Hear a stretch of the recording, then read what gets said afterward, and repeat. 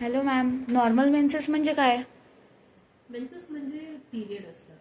बरेच वेळा पेशंटला खूप कन्फ्युजन असतं की आपलं पिरियड नॉर्मल आहे का नाही आहे.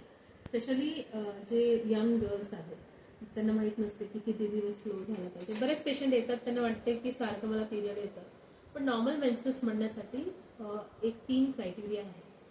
फर्स्ट हे आहे की ते it can come every 21 to 35 days.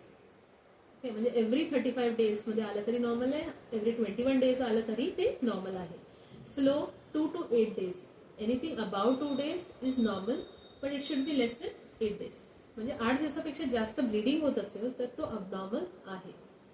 आणि पोटात दुखणे, पोटात हे दुखू शकते नॉर्मली. जेव्हा आपले पिरियड्स नॉर्मल असतात युजली पोटात दुखतं, आणि जास्त दुखणं हे बरोबर नाही आहे. किंवा पहिले दुखत नव्हतं आणि ह्या सायकलमध्ये दुखलं तर तो पण बरोबर नाही आहे.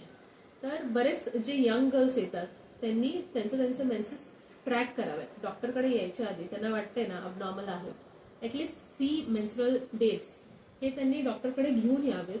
कारण मग त्याच्यावर आपण डायग्नोज करू शकतो की कुठल्या मेडिसिन्सनी हे कंडिशन ठीक होऊ शकते.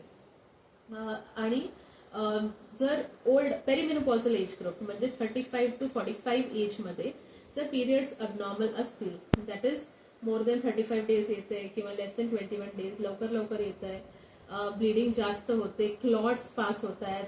समजा पिरियड्समध्ये नॉर्मली 4 पॅड्स लागत होते, बट आता 8 पॅड्स लागत आहेत. हे सगळं अबनॉर्मल आहे. तर ह्या पेशंट आणि जर पेन होत नसतील आधी जास्त आणि अचानक खूप झाले या सायकलमध्ये, म्हणजे तो पण ॲबनॉर्मल आहे. त्यामुळे ॲबनॉर्मल काय आहे हे कळणं खूप गरजेचं आहे. कारण डॉक्टरला अप्रोच करणारा हा पेशंट असतो. पेशंटला हे गोष्ट कळली पाहिजे की हे ॲबनॉर्मल आहे, हे माझे पिरियड्स नाही.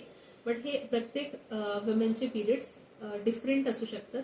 ते सब्जेक्टिव्ह आहे. प्रत्येक पेशंटला त्याच्या पिरियडची frequency, number of days of flow आणि अमाऊंट ऑफ फ्लो माहीत असणं खूप गरजेचं आहे.